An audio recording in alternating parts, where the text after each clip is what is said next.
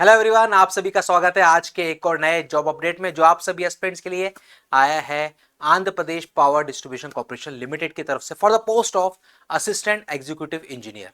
तो आखिरकार कौन कौन सी ब्रांचेस की वैकेंसीज रहने वाली है, कितनी नंबर ऑफ वैकेंसीज हैं, क्या अदर स्टेट वाले भी अप्लाई कर सकते हैं, कैसे करना होगा अप्लाई, सिलेक्शन प्रोसीजर क्या है, सब कुछ हम जानेंगे वन शॉट में।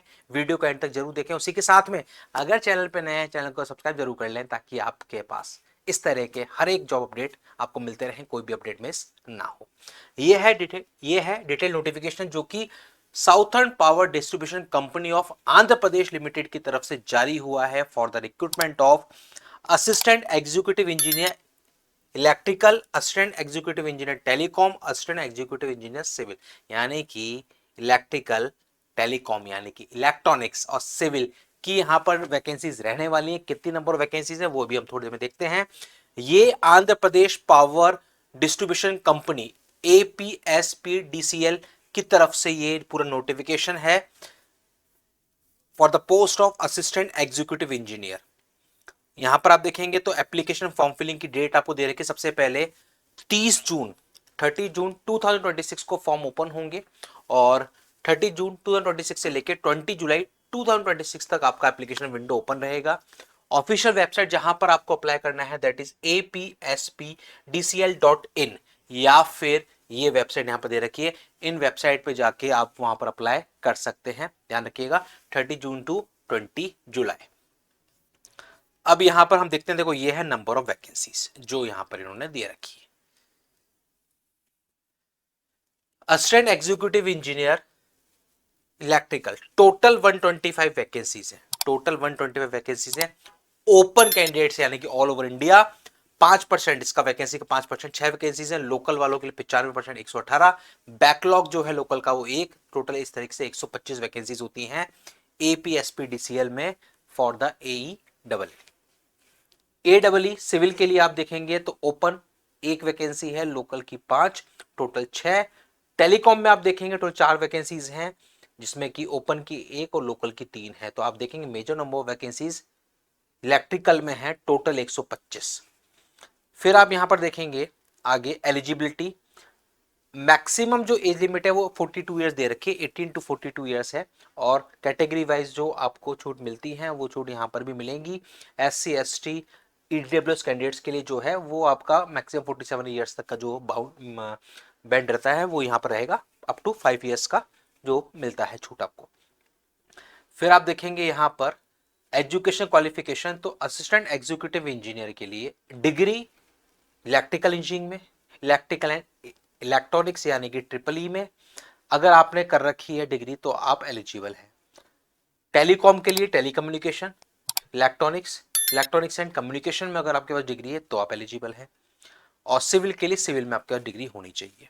तो अगर आपके पास रेस्पेक्टिव BTech डिग्री है इन ब्रांचेस में तो आप एलिजिबल रहने वाले हैं इस वैकेंसी के लिए।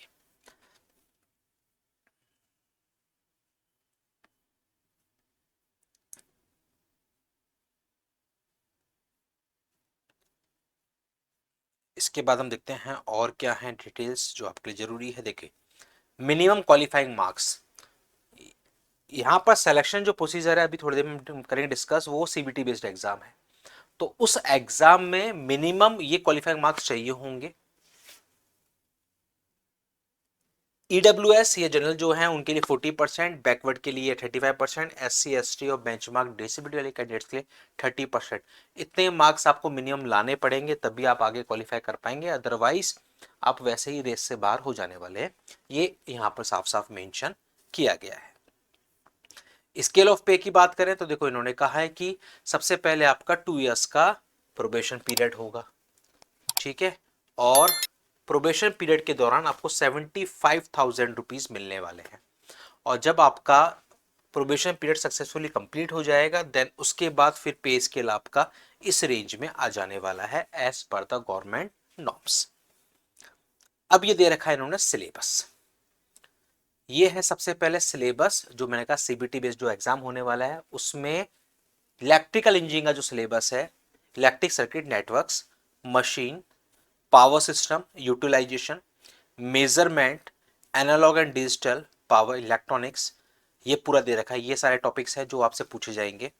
फिर हम बात करें टेलीकॉम की, मतलब ये जो टेक्निकल टॉपिक्स है इनका वेटेज 70 मार्क्स है। तो यहाँ पर आप देखेंगे इलेक्ट्रॉनिक्स में तो network, Fourier series, EDC, digital, LIC, transmission and antenna, Maxwell equation यानी कि ईएमएफटी आपका, वेवगाइड, कम्युनिकेशन, माइक्रो प्रोसेसर। और वहीं पर अगर सिविल की बात करें तो स्ट्रेंथ ऑफ मटेरियल सोम, RCC, soil, steel, FM, foundation, ये आपका रहने वाला है। फिर ये है कॉमन सिलेबस यानी कि नॉन टेक्निकल सिलेबस जो आपका रहेगा, जिसका वेटेज 30 मार्क्स रहने वाला है। 70 मार्क्स का टेक्निकल, 30 मार्क्स का आपका नॉन टेक्निकल, जिसमें कि रीजनिंग,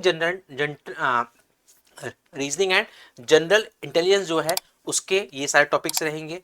जनरल अवेयरनेस में ये quantitative aptitude, English language and comprehension, उसी के साथ में कंप्यूटर नॉलेज एंड प्रोफिशिएंसी। 5 चीजें आपसे पूछेगा नॉन टेक्निकल में, और ये है पूरा आपका पेपर का डिस्ट्रीब्यूशन। टोटल 70 मार्क्स के तो टेक्निकल पूछेगा आपसे कोर, उसके बाद 5 मार्क्स का आपका रीजनिंग होगा, 7 मार्क्स का जनरल अवेयरनेस होगा, 5 मार्क्स का इंग्लिश होगा, 8 मार्क्स का एप्टीट्यूड होगा और 5 मार्क्स कंप्यूटर। इस तरीके से टोटल ये 30 मार्क्स, 70 प्लस 30 100 मार्क्स का आपका पेपर होने वाला है, जिसमें से मिनिमम क्वालिफाइंग मार्क्स आपको लाना जरूरी है। ईडब्ल्यूएस जनरल के लिए 40% था, और बाकी के लिए जो बैकवर्ड क्लास थी उसके 35%, और बाकी जो कैटेगरी थी एससी एसटी और बेंचमार्क डिसेबिलिटी उनके लिए 30%। तो आपको यहाँ पर मार्क्स लाने होंगे, तभी आप आगे बढ़ पाएंगे, मेरिट लिस्ट का हिस्सा बन पाएंगे।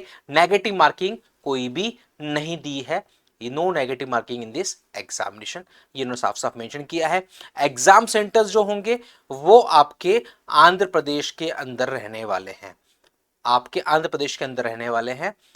और एप्लीकेशन फीस जो है वो 1000 रुपीज है, 1000 रुपीज इन्होंने दे रखी है, ध्यान रखिएगा।